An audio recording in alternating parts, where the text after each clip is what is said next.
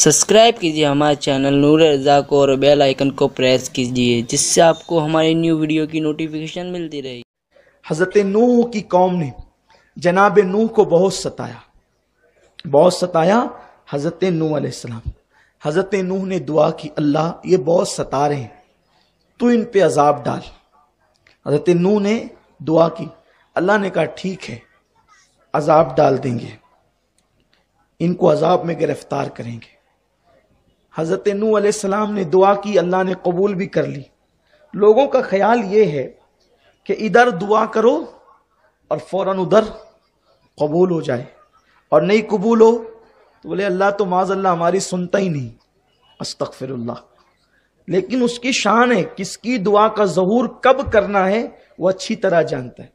नूह ने दुआ की, अल्लाह ने कबूल कर ली, लेकिन फौरन उसका असर जाहिर नहीं हुआ। कितने साल में असर जाहिर हुआ पता है आपको?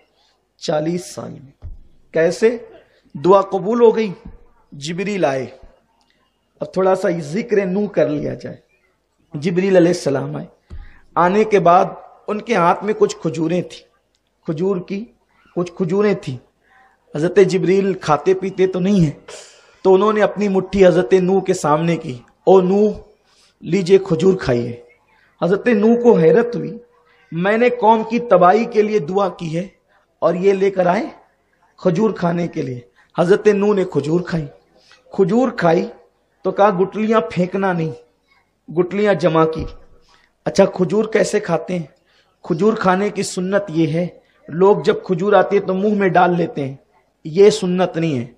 और फिर मुंह की गुटली हाथ में लेते हैं और उसको उसी बर्तन में डालते हैं जिसमें खजूर रखी हुई है। हुजूर अलैहिस्सलाम बहुत नाराज होते थे ऐसे लोगों से जो मुंह से गुटली निकाल के बर्तन में रखते थे। पहली बात तो मुंह में गुटली समेत खजूर डालना ही नहीं चाहिए। खजूर हाथ में लेके उसके 2 टुकड़े करना चाहिए और गुटली बाहर निकालकर फिर खजूर मुंह में डालना चाहिए। नहीं, मुंह में नहीं डालना चाहिए डायरेक्ट, खजूर की गुटली बाहर ही निकालकर फिर खजूर मुंह में डालना चाहिए। आपने खजूर खाई, गुटलियां जमा करते रहे, खजूर खा ली तो कहा ये गुटलियों का क्या? तो इरशाद हुआ ये खजूर मैं जन्नत से लाया हूं, ये खजूर जन्नत से लाया। देखो नबी की शान, लोग जन्नत में जाकर जन्नत की चीजें खाएंगे, नबी दुनिया में रहकर के जन्नत के फल खाता है। अरे नबी तो नबी है, जिसको नबी से निस्बत हो जाए वो भी दुनिया में जन्नत के फल खाता है। हजरत मरियम के हुजरे में जो जन्नत के फल आए थे, मरियम कोई नबी तो नहीं है, वो नबी की मां है, वो नबी की मां है। नबी की मां जो है सुभान अल्लाह जो है वो नबी की मां जन्नत के फल खा रही है दुनिया के अंदर और कुर्बान। सुभान अल्लाह, क्या प्यारी बात याद आई।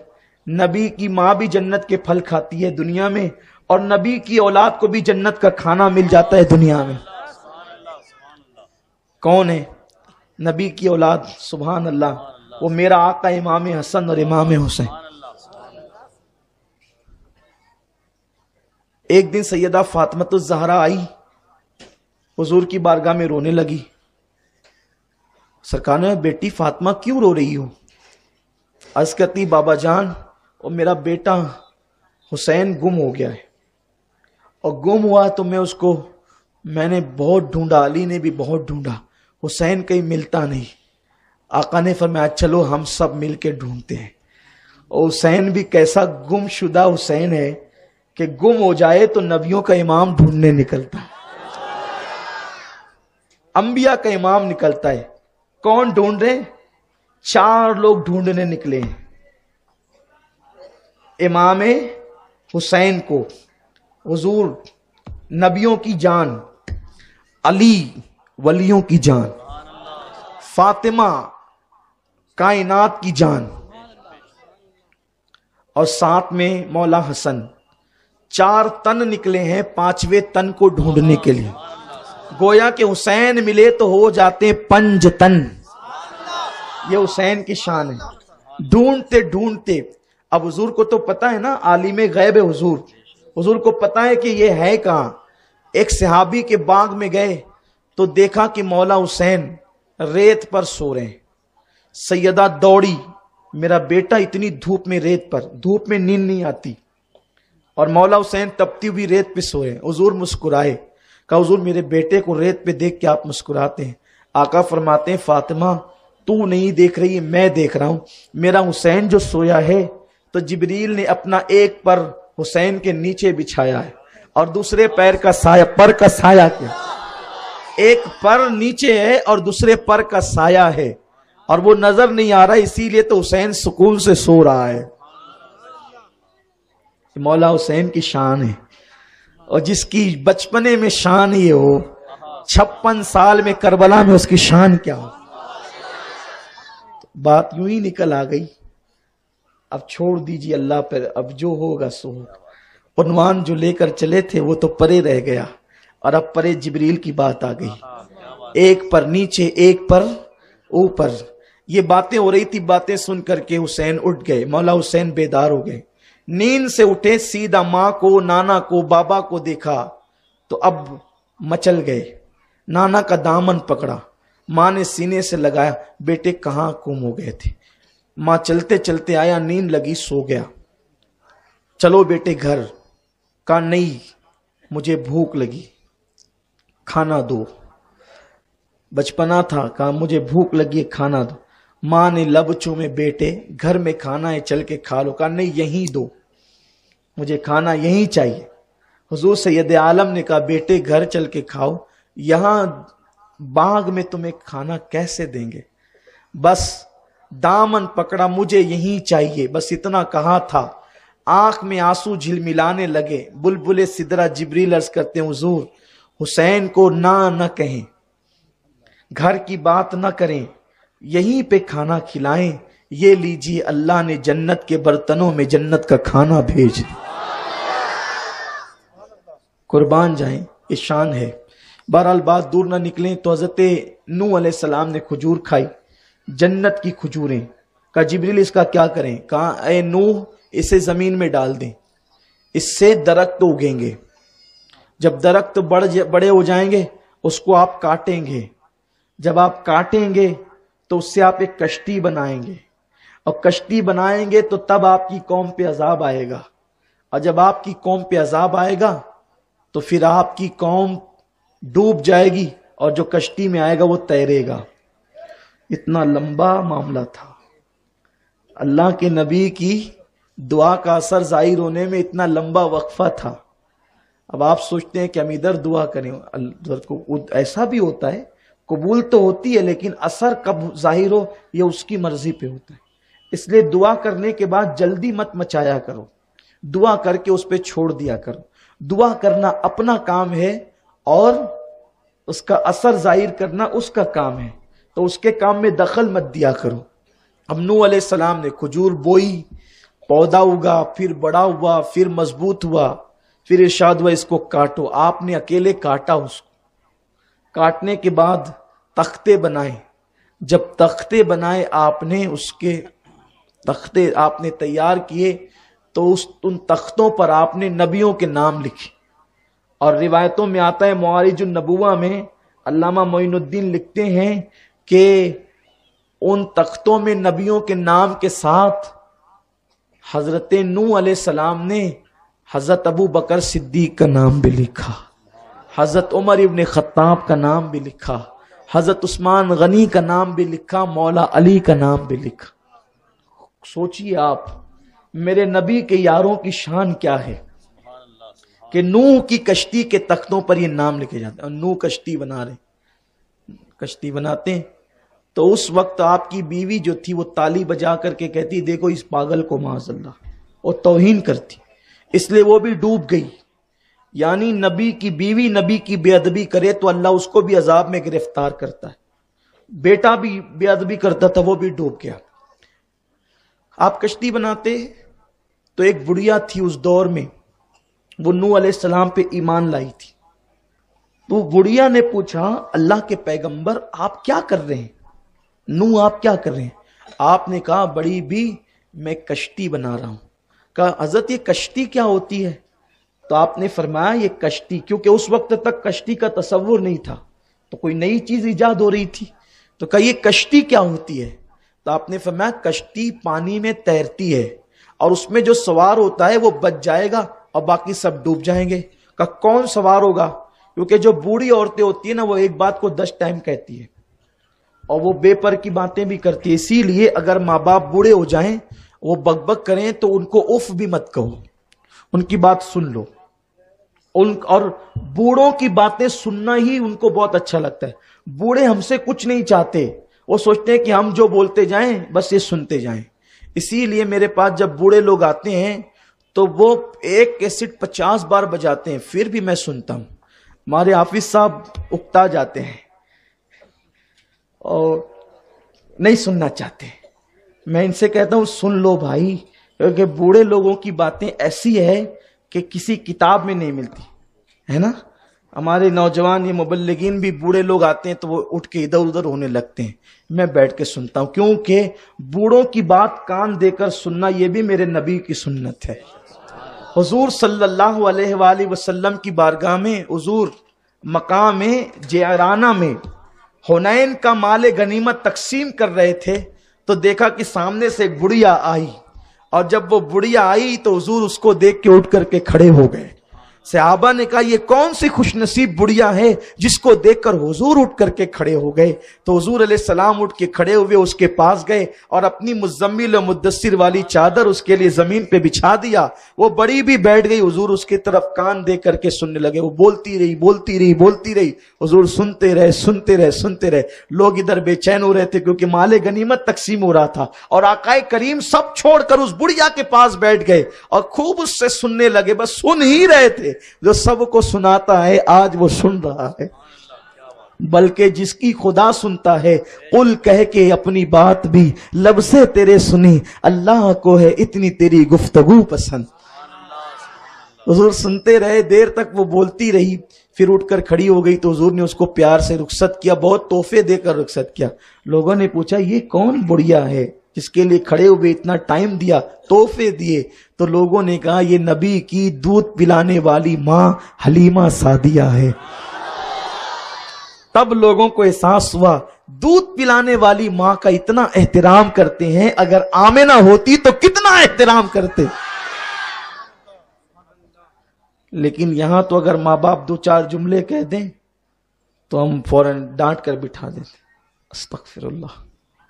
جو ماں باپ سے اونچی آواز سے بات کرے اللہ اس کے اعمال اکارت کر دیتا. کل بہت پیاری محفل ہوئی ماں کی عظمت پر, اگر آپ نہیں آئے تھے تو وہ بیان لیجئے اور ضرور سنیے. میں نے کبھی کسی سے گزارش نہیں کی میرا بیان سننے کی, لیکن میں آج ہر نوجوان سے کہتا ہوں کل کا بیان لو اور گھر میں لگا کر کے سب گھر کے لوگ سنو. اگر آپ اپنے گھر کی اصلاح چاہتے ہو تو کل کی گفتگو آپ ضرور سنیں. تو بات چل رہی تھی بوڑھوں کی, اور بوڑھے کبھی بولا کرے نا, محلے کے بوڑھے بھی سن لیا کرو, بیٹھ کے باتیں سنا کرو. کیونکہ حضور علیہ السلام فرماتے ہیں جس کے بال سفید ہو جاتے ہیں نا, بڈھا جو ہو جاتا ہے, تو اگر وہ گناہ بھی کرتا ہے تو اللہ فرشتوں سے کہتا ہے مت لکھو اس کا, یہ بڈھا ہو گیا ہے. یعنی اللہ تبارک و تعالی بوڑھوں کا یوں جو ہے وہ ان کے ساتھ نرمی فرماتا ہے. اور سفید ریش بوڑھا جب دعا کرتا ہے تو اللہ اس کی دعا رد نہیں کرتا. آقا فرماتے ہیں سفید بال والے بوڑھوں کی دعا رد کرنے میں اللہ کو شرم آتی ہے. اللہ حیا کرتا ہے کہ میں اس کی دعا رد کیسے کروں, وہ حیا فرماتا ہے. میرے پیارے آقا صلی اللہ علیہ وسلم کے دیوانوں, خدا ان کی باتیں سنتا ہے اور رد نہیں کرتا, اور ہم ان کی باتیں نہیں سنتے, ماں باپ کو دھتکارتے ہیں. اس لیے ادب کرو اپنے بوڑھوں کا. تو بوڑھوں کی عادت, بڑھیا نے بھی حضرت نوح سے پوچھا یہ کشتی کیا ہوتی ہے؟ آپ نے بتایا مائی کشتی یہ ہوتی ہے, یہ چیز ہوتی ہے, بہت تفصیل میں نہیں جاتا, یہ چیز ہوتی ہے. پھر اس نے کہا اس میں کون داخل ہوگا؟ تو حضرت نوح نے فرمایا کہ جو مجھ پہ ایمان لایا ہے وہ داخل ہوگا. کہا میں بھی تو ایمان لائی ہوں. فرمایا تو بھی داخل ہوگی, میں تجھے بھی داخل کروں گا. ٹھیک ہے, گئی. پھر تھوڑی دیر کے بعد آ گئی, بن گئی کشتی. حضرت نوح علیہ السلام کام کر رہے تھے, کشتی بنا رہے تھے, بن گئی کشتی. کہا نہیں ابھی بن رہی ہے. تو کہا کہ کب آئے گا طوفان؟ کہا اللہ بتائے گا ابھی جب آئے گا طوفان. پھر گئی, پھر تھوڑی دیر کے بعد بن گئی کشتی. ارے کشتی جو ہے وہ کوئی کھانا تھوڑی ہے, کہ 10 منٹ میں 15 منٹ میں آدھا گھنٹے میں تیار ہو جائے. پھر بن گئی کشتی؟ نہیں، ابھی بن رہی ہے. اور بہت حلم والے تھے نوح علیہ السلام. ان کا نام عبد الغفور ہے، لوگوں کو بخشنے والے، غفور کا بندہ بہت، اسی لیے تو 950 سال تک صبر کیا. پھر آئی، بن گئی کشتی. بار بار آ کر کہتی ہے بن گئی کشتی. نوح علیہ السلام کو غصہ آ گیا، بولا نا کشتی بن رہی ہے، اور طوفان جب آئے گا تب آئے گا، بتا دیں گے تم کو، اور کہہ دیا نا لے لیں گے ساتھ میں تو لے لیں گے. ٹھیک ہے، اب میں جو ہے وہ جلدی نہیں آؤں گے آپ سے پوچھنے کے لیے. چلی گئی، ڈر گئی. حضرت نوح علیہ السلام نے ڈانٹا تو ادھر یہ چلی پیٹ پھیر کر، ادھر اللہ نے کہا میرے نوح تجھ سے کتنا پیار کرتی ہے، تو نے اس کو ڈانٹ دیا. اللہ اکبر. دیکھو نبی کو اللہ کہہ رہا ہے نوح تو نے اس کو ڈانٹ دیا. کیوں ڈانٹا تو نے اس کو کیوں ڈانٹا؟ بڑھیا ہے. حالانکہ نبی کو حق ہے امت کو ڈانٹنے کا، کیونکہ نبی امت کا باپ ہوتا ہے روحانی، لیکن ڈانٹ دیا. اللہ کو اپنے بندوں سے کتنا پیار ہے. کہا نوح اب تو نے ڈانٹا نا، جا اس کا دل بڑا ہوگا تو اس کے گھر جا، اور اس کے گھر جا کے کہنا مائی میں نے تجھے جو ڈانٹا نا، تو اب اس کا انعام میں تجھے یہ دیتا ہوں، تجھے میرے پاس آنے کی ضرورت نہیں. جب طوفان آئے گا نا تو میں تجھے تیرے گھر لینے آؤں گا. سب کو کشتی تک چل کر آنا ہوگا، سب کو کشتی تک چل کر آنا ہوگا. اب میں نے تجھے ڈانٹا تو انعام یہ ہے میں کشتی لے کر تیرے گھر تک آؤں گا، تجھے لینے آؤں، تاکہ اس کا دل بڑا ہو جائے، دل خوش ہو جائے. دیکھو اللہ کے نبی کو اللہ یہ حکم دے کر ہمیں بتا رہا ہے کبھی کسی کا دل نہیں توڑنا. ڈانٹ ڈپٹ مت کیا کرو، کسی کو ناراض مت کیا کرو، اللہ کے بندوں پہ رحم کرو. بندے خوش ہوں گے تو خدا خوش ہوگا. تو ایک عام بڑھیا کو ڈانٹنے پر اللہ نے اپنے نبی کو کہا اس کے گھر تک جاؤ. تو ماں بوڑھی ہو جائے تو اس کے لیے کتنا احترام ہوگا، کتنی تعظیم ہوگی، اور محلے کے لوگ بوڑھے ہو جائے تو ان کا کتنا احترام ہوگا. کیونکہ ان کا دل خوش کرو تو اللہ راضی ہوگا، انہیں ناراض کرو اللہ ناراض ہوگا. بہرحال نوح علیہ السلام کی کشتی بن گئی. اللہ کو یہی منظور تھا. اتنی ہمہ امی تھی کہ نبی بھولتا نہیں ہے، بلکہ اللہ اپنے نبیوں کو بھلا دیتا ہے کسی حکمت کے تحت. نوح علیہ السلام کی کشتی میں 40 دن تک وہ کشتی چلتی رہی، اور چلتی رہی وہ کشتی، حتیٰ کہ 40 دن کے بعد رکی. اور جب رکی تو وہ دن تھا عاشورہ کا دن، جمعہ کا دن تھا، عاشورہ کا دن. جب وہ رکی کشتی تو نوح علیہ الصلوۃ والتسلیم نے کشتی کے باہر نکلے. اور باہر نکلنے کے بعد آپ کو خیال آیا یا اللہ میں نے تو اس بڑھیا سے وعدہ کیا تھا تیرے کہنے پر کہ میں لینے کے لیے آؤں گا، میں لینے گیا نہیں. اتنا بڑا طوفان آیا کہ پہاڑ کے اوپر کھڑے ہوئے لوگ ڈوب گئے. سوچئے اگر پہاڑ پہ کھڑے ہوئے لوگ ڈوب گئے تو کوئی بچا ہوگا؟ کسی کے بچنے کا تصور کیا جا سکتا ہے کہ کوئی بچا ہوگا؟ حضرت نوح علیہ السلام کو بہت افسوس ہوا، بڑھیا ڈوب گئی، بڑھیا تو ڈوب گئی. کیونکہ پہاڑ پہ کھڑے ہوئے لوگ جب نہ رہے تو بڑھیا کہاں بچے گی. لیکن اللہ کے نبی آپ نے فرمایا میں نے وعدہ کیا تھا میں تو اس کے گھر جاؤں گا. تو آپ اس کے گھر کی طرف گئے. ارے جب سبھی ڈوب گئے تھے وہ گھر کیا بچنا تھا. لیکن جب آپ اس کے گھر کی طرف گئے تو دیکھا کہ ایک جھوپڑی موجود ہے. پوری دنیا ڈوب گئی، جھوپڑی موجود ہے. اور جب جھوپڑی کے دروازے پہ پہنچے تو دیکھا بڑھیا نماز پڑھ رہی ہے. اس کو ایسا لگا کہ کوئی آیا تو بڑھیا نے جلدی سے نماز مکمل کی. السلام علیکم نوح علیہ السلام، چلیں طوفان آ گیا. آپ نے مسکرا کے کہا ارے طوفان تو آ کے چلا گیا، طوفان تو آ کر چلا گیا. طوفان آ کے چلا گیا، میں تو سوچی تھی کہ آپ مجھے لینے آئے ہیں. کہا نہیں، طوفان آ کر کے چلا گیا اور میں اللہ کے بھلانے سے بھول گیا، اللہ نے مجھے بھلا دیا. اب میں آیا ہوں تیری خیریت لینے کے لیے. کہا ارے آپ میرے گھر سے آ کر کے گئے کہ میں تجھے لینے کے لیے آؤں گا، تو میں نے نماز کی نیت کر لی اور میں نماز میں تھی، ابھی میری 2 رکعت مکمل نہیں ہوئی اور طوفان آ کے چلا گیا. اور طوفان تو 40 دن تک کے آ کر کے گیا गया और इसकी इधर 2 रकत मुकम्मल नहीं हुई, अल्लाह अकबर। तो हदीस पाक में आता है कि तूफान 40 दिन तक रहा, लेकिन वो 40 दिन का तूफान इस बुढ़िया की झोपड़ी की तरफ ना आया, बल्कि बाद मुफस्सिरीन कहते हैं जब आलमी तूफान आया तो अल्लाह ने इसकी झोपड़ी को आसमानों पर उठा लिया। तूफान आता रहा, तबाही मचाता रहा, पहाड़ पे खड़े होने वाले डूब गए, और जब तूफान आकर के चला गया तो वापस से झोपड़ी ला करके जमीन पर रख दी गई और लोगों को बता दिया गया कि अगर तूफान आ जाए और कोई बंदा नमाज का पाबंद हो तो झोपड़ी उठा ली जाती है। जब आलमी तूफान में 2 रकत पढ़ने वाली बुढ़िया की झोपड़ी को बचा लिया जाता है, तो उम्मते मोहम्मदिया में जो 5 वक्त का पाबंद हो, तूफान आते रहेंगे, मुसीबतें आती रहेगी, फसादात होते रहेंगे, मंदी आती रहेगी, सब कुछ होता रहेगा, वो सब को पहुंचेगी, लेकिन नमाज पढ़ने वाले महफूज कर लिए जाएंगे।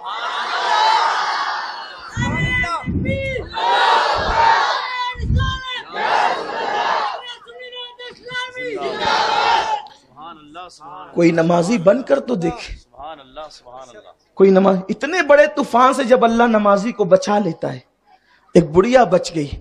अब बताओ वो तूफान के सामने उसकी कुटिया की हैसियत क्या थी? महल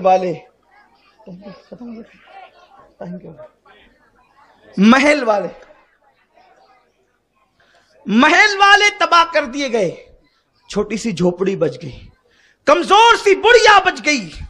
क्यों? अल्लाह जिसे बचाना चाहता है उसे बचा लेता है। तो मुसलमानों आज फिक्रमंद हो, हमारा क्या होगा? कुछ नहीं होगा अगर तुम अल्लाह की इबादत की तरफ आओ, अगर तुम रब तबारक व तआला की इबादत की तरफ आओ, कुछ नहीं होगा। लेकिन इबादत की तरफ कौन आता है? यहां तो हाल यह है कि जुमा की नमाज के लिए भी आएंगे 2 रकत के लिए। मुसलमानों, तुम्हारी मस्जिदें वीरान हो गई, तुमने अल्लाह के घर को वीरान कर दिया। फज्र की नमाज में यही रमजान पूरा है, रमजान पूरा है। फज्र की नमाज में कई कई मस्जिदों का हाल हमने सुना था कि अकेला इमाम बेचारा नमाज पढ़ता है मौज़िन के साथ, और कुछ मस्जिदें तो ऐसी है बतकाज़े बशरियत अगर इमाम साहब भी ना आ सके, बारिश या कुछ हो रही, कोई नमाज पढ़ने वाला ही नहीं। जिस कौम का हाल ये हो, उस कौम को बरकत कैसे मिलेगी? रिस्क में वसअत कैसे होगी? सबके लिए टाइम है, रब के लिए टाइम नहीं है।